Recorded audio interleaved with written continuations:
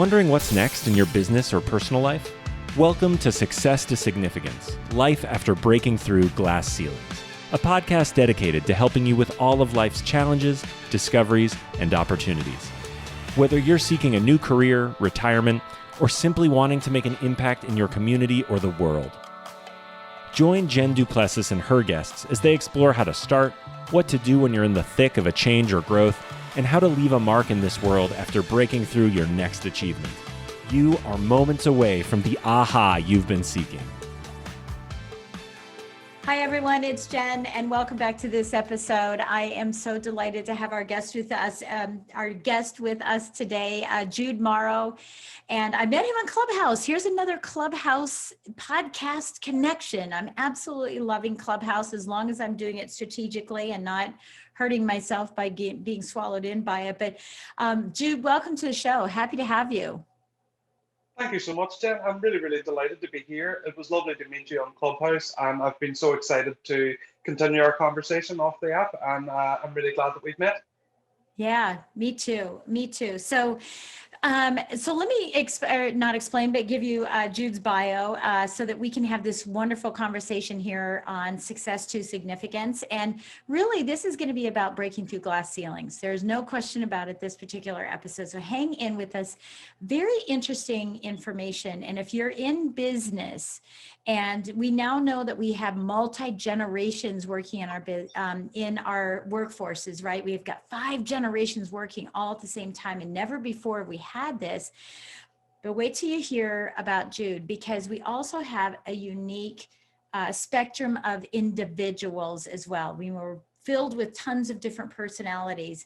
But what he talks about and what he is sharing and making an impact in the world is really, really very special. So let me tell you about Jude. Jude is an autistic author, social worker, motivational speaker, and advocate for all things autism and neurodiversity, which I've never heard of, and I can't wait to understand what it is. Jude is the author of the globally acclaimed "Why Does Daddy Always Look So Sad?" It was published by Beyond Words, which is the publisher of The Secret, which many of us have read. He's toured groups locally and internationally to show that autistic people can grow to live happy and successful lives. As someone, and this is his quote, as someone who people spent their time trying to change, I see it as my turn now. Attitudes, perceptions, and prejudices need to change, not us. And that is his quote. So Jude, welcome to our show. This touches home because I have a couple of cousins who are autistic. And, I think one of the first things that people think about is children, right? Children being autistic, not so much in the adult side. And I know that you work with children and you also work on the adult side. But when we think about autistic children, we think of children that we worry that, are they going to be able to function in a corporate atmosphere, in the work atmosphere? And that's really what we're going to talk about today, because you've obviously shown that success. And I know that there's misconceptions, there's incorrect stereotypes about autism and autistic people. And, I want to make sure that people that own companies, people that have companies, don't shy away from hiring someone who's autistic, because there is a lot of special talents that everyone brings to the table. And we need to make sure that we're exploring and exploiting all of those talents. So tell us a little bit about your childhood and how you got to this point where you could take this situation that you have been given as a gift from God and taken out into the big bad world. Well, my story growing up as an autistic child in mainstream school, it's nothing overly fascinating, to be honest, is that I faced the same challenge as every autistic child and adult faces right now and has ever faced, in the fact that I wasn't really accepted for who I was. I would have repeated things under my breath to learn to communicate more effectively, didn't like sitting down in chairs for too long, didn't really like working in groups, and was often told that I didn't have the proper social skills or communication skills, again, whatever they are. Right. I just grew up feeling very much like a broken version of everybody else. because if you're autistic, the advice, be yourself, doesn't apply to us, because being autistic in the scary world that we live in is not acceptable in the eyes of many, many people, because there are a lot of businesses, individuals who seek to diagnose, treat, and cure only. And my early adulthood, I became a social worker, I became a dad, and I had to come to terms with being autistic in adulthood. And I did eventually, after a lot of hard work and reflection and thought and speaking with other people, looking after my own mind and my own mental health. And whenever I became accepting of the fact that I was autistic, I read into it a little bit more. And the vast majority of information out there is very deficits based on what we can't do rather than what we can do. Absolutely. I would agree. Yeah. So instead of being a Facebook keyboard warrior and challenging everybody, I decided to start my own movement, which was Neurodiversity Training International. And it's now become the world's fastest growing autistic led movement for autism education, training, and consultancy. So autistic people can grow up, can work with people, can be social workers, can become CEOs, entrepreneurs, and run businesses and form relationships all over the world. So even on Clubhouse, like we mentioned just earlier on, is that I've met many other autistic entrepreneurs there too, who have scaled 6, 7, 8-figure businesses and have remarkable lives and have defied the stereotypes that exist out there and that we're currently working together on removing. Yeah, I love that. I love that. I love the work that you're doing. Love the work that you're doing. So tell me about neurodiversity. Is this a word that you created, just saying, hey, we want the diversity of the neurological, acceptance of whatever someone has. Maybe it's someone who stutters. Maybe it's someone who has autism. What is behind that terminology, so that I have clarity around that? Neurodiversity was a word coined by Judy Singer, the lovely Judy Singer. She coined the term. Neurodiversity it's a movement, really, so to speak, between autistic, ADHD, ADD, dyslexia, where it's more of a social model, where what we try to champion is understanding and acceptance rather than, as I said before, diagnosing, treating, and curing. Because with being autistic, for me, it's an identity. It's an integral part of who I am. It's how I see, feel, and interact with the world and everyone around me. And it's something to be proud of. It's something I'm extremely proud of. And with the neurodiversity movement as a whole, with the model of acceptance and understanding, what we all want together is for a wave of children growing up happy and proud and confident in who they are. Because whenever you look at it a bit more closely, is the majority of people have a very, very scary power, Jen, and that power is that they get to decide who is disordered in comparison to them. So what we like to do politely and diplomatically is say, absolutely not. We are not a disordered version of you. We just view the world differently than you, and that's absolutely fine, and that's okay. So that's what neurodiversity is in a nutshell. Yeah, I love that. I love that. So I want to go back to, when you were trying to, and I don't mean to say break out. I don't want to say the wrong words, right? But breaking out, where, I don't know what you were when you were younger as an autistic person. I mean, I've got a couple of cousins, as I said, and so I know how they act. And it's funny because they act very different, but they're both autistic, right? They're very different in the way that they're acted. And I wonder if some of this is the coddling that, because one is autistic and he will always live at home. The other is very vibrant. Okay. And I could talk about any of my 37 cousins this way. Okay. Right about them. But I wonder if there's a coddling effect because he's older than my other cousin who's younger. Is there a coddling effect that was, introduced to autistic children back when, saying, look, keep them coveted, keep them in a bubble. They're special. They need to have certain things. Do you think that exploited in the reverse side, but it exploited his ability to grow, that he could have grown much more, in that particular case, and not knowing how you were? How did you start? Because one of the first things that I know about both of them is they don't look me in the eye. right? They don't look me in the eye. Did you have to train yourself to do that? So there was a double question in there, like what are the impacts of the social surroundings they have? And then what did you do to change some, and I hate saying to change your behavior or anything, but what did you do? Because as I'm talking to you, I would never know you're autistic ever, based on Exactly. my knowledge, my knowledge.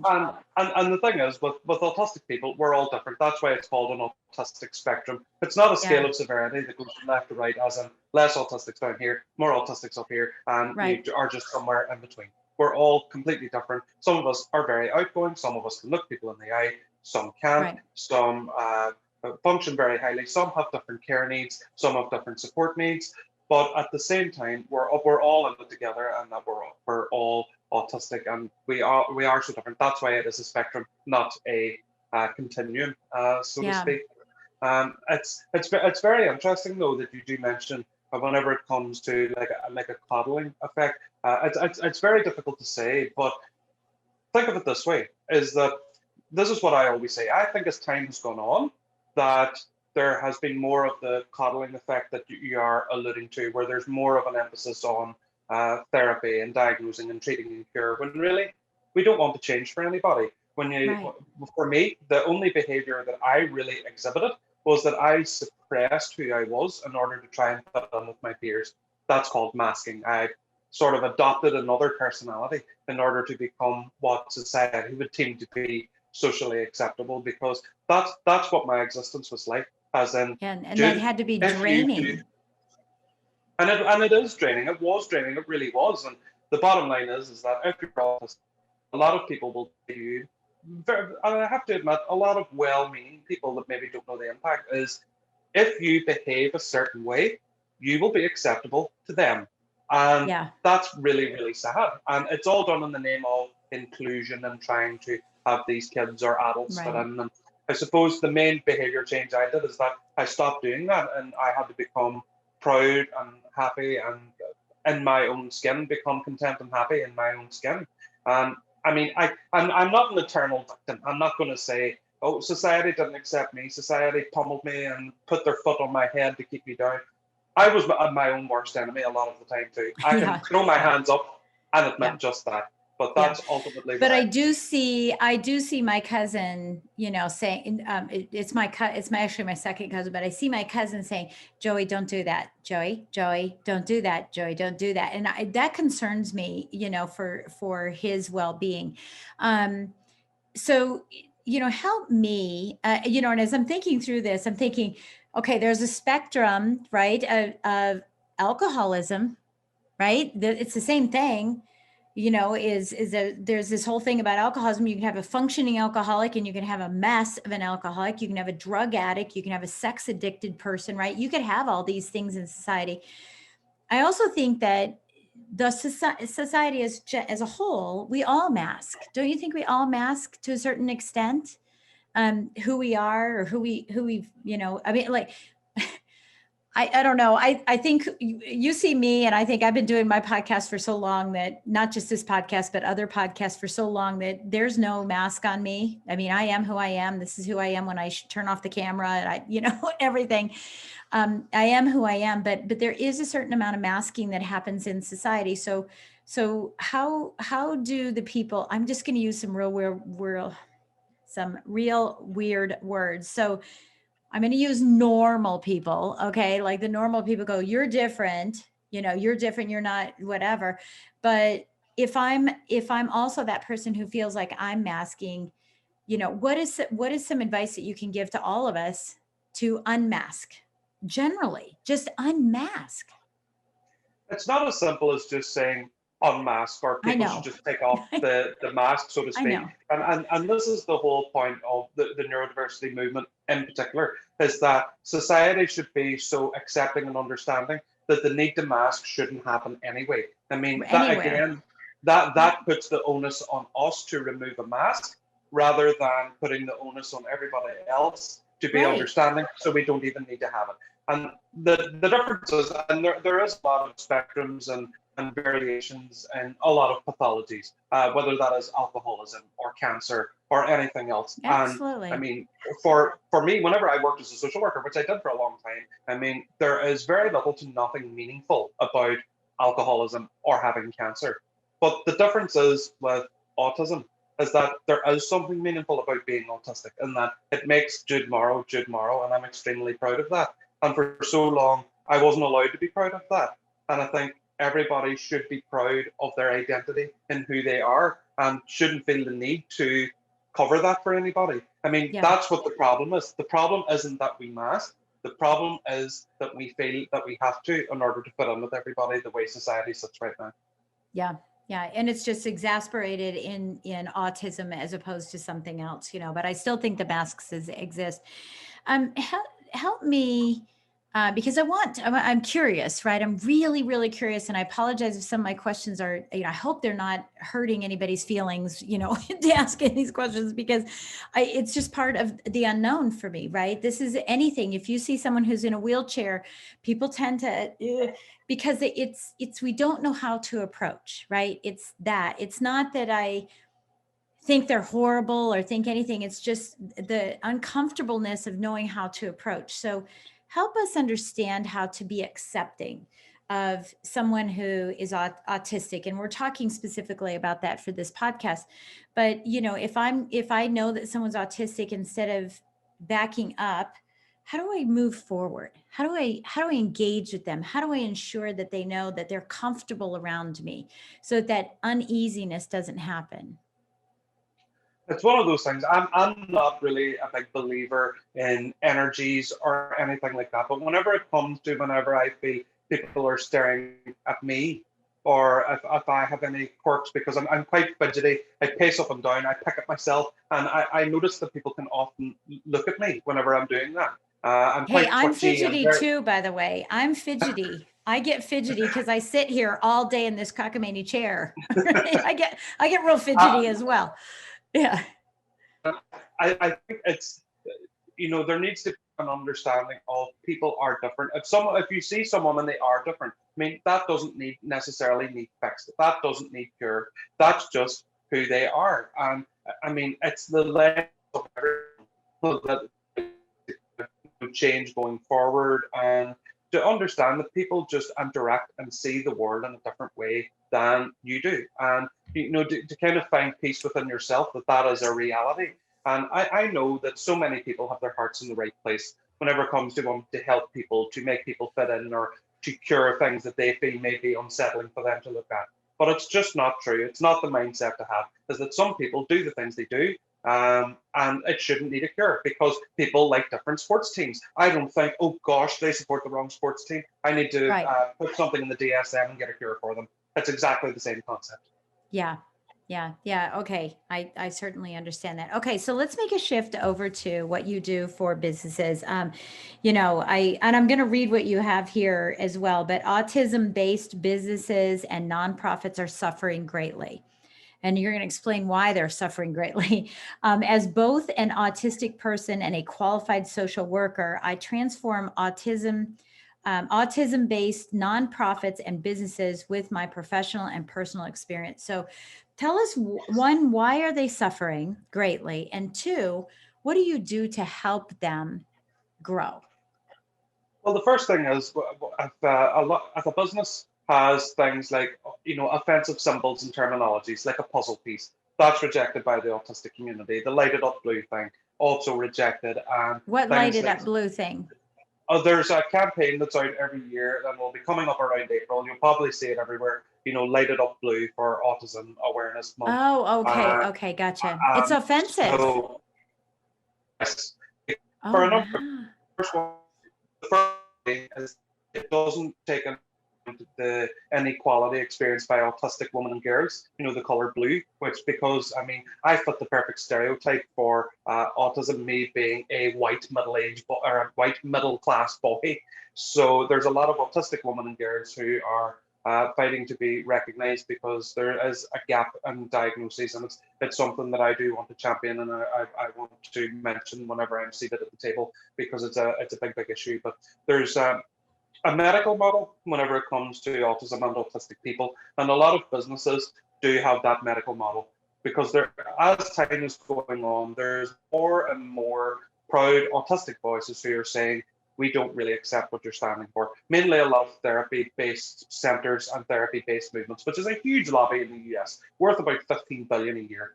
So instead of having an ethos of diagnose, treat, and cure, we move businesses into the neurodiversity marketplace with careful branding, strategy, social media outreach, and ultimately having a service that has at the core of their being to promote acceptance and understanding rather than children still growing up feeling like they're a broken version of everyone else. I mean, that's what it was like for me 20 years ago, and it shouldn't be like that for children now. So moving into this new and lucrative neurodiversity market space is going to benefit them greatly because there's two forms of revenue. And I say this all the time. There's your financial revenue and your reputation revenue. So if you have a medicalized kind of treatment program or center or business, your reputation revenue is going down and down and down over time. The more people there are like me in the world voicing our concerns and the concerns of the autistic community. But moving into the neurodiversity space is going to massively increase people's reputation revenue, which in time will monetize itself. Yeah, and everything will go up and everything will start going up, you know.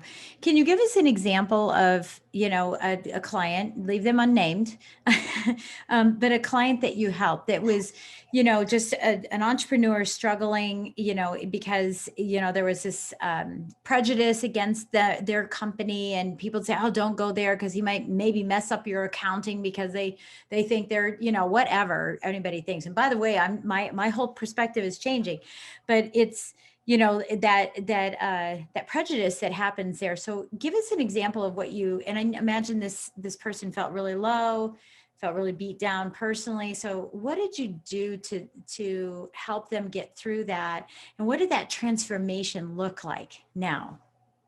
Wow. The first one I can think of, one in particular, is an autism coach that champions autistic women and girls. Came through my door, and because her programs weren't selling, she couldn't get herself out there in such a way that people would take notice of her programs, what she was doing endless 5-day challenges, giving away endless amounts of ebooks, and it just wasn't working. So what we did together was we got the program nailed down. We rebranded the website, all the copywriting in that as well, the social medias and everything, and coming up with a clear social media strategy to position her as the go-to person for coaching when it comes to autistic women. So after that careful branding, that strategy, that social media strategy, what we started to do then was to host webinar classes on the Neurodiversity Training International Eventbrite channels. So people were coming into that. We allowed her to talk about her experience, to give a 1-hour free masterclass, and then eventually her the end to talk about, and she's selling her program, her 4-figure program, consistently now, because instead of the old medicalized model market that she was targeting, she's targeting the neurodiversity market now, and the outcomes of that program are to reach a state of and happy autistic woman or girl. And it's been a real success story of mine. We're still in great contact, and I just love seeing her grow and grow and grow and grow. It's been wonderful. So I've done that with a couple of coaches and mentors now, and even businesses as well, helping them design courses that are accredited so that they could sell these courses and put them out there with the understanding and acceptance ethos radiating through their training and their brand, rather than autistic people need to be fixed or changed. And it's paying dividends for them. Right. So just so I'm clear on this, so she's autistic and she was trying to attract other autistic business owners to coach them. Is that correct? Or was she trying to attract anyone who was interested in neurodiversity so that they could have that in their practice as well? Well, initially, what her program sought to do was to go through, it was like a counseling program for autistic teenage girls and young women. But what we did with that was we kept the pillars of the program that she had, and really almost like engineered it and tweaked it, made it a little bit sexier from a marketing and branding point of view, so that it would have the most impact. So what her clientele would be parents of autistic teenage girls, or even some younger girls and young women who have just received a diagnosis or this new identity and are keen to come to terms with it. So that is her market space, and she's thriving in it now. Oh, that's beautiful. That is absolutely beautiful. I love that. So what's left on your bucket list? Wow.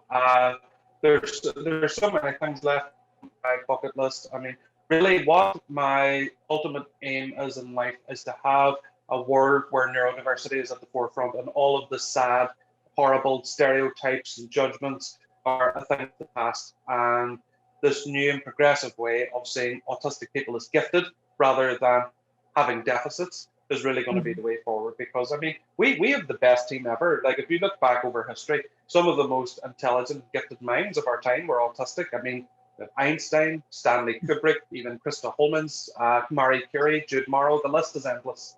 Yeah, yeah, yeah. And I think we all knew that about him. You know, we knew that about Albert Einstein, you know, back there. What keeps you going every day? That every day the world's getting a little bit better, that the future is getting a little bit brighter for autistic people in the world. Because it's sad, because going back to Einstein, given the way society is now, if Albert Einstein was born today, we wouldn't have special and general relativities. We just would not have them. We wouldn't have the space-time continuum. We wouldn't have any of those. No, we wouldn't have core compound understandings of interest. the universe. Because, Right. We wouldn't have compound yeah, interest, right? yeah, Yeah. because because someone probably would have told Albert Einstein, stop obsessing about the universe, because autistic people apparently have obsessive and repetitive behaviors. So somebody would probably have told Albert Einstein, stop doing that.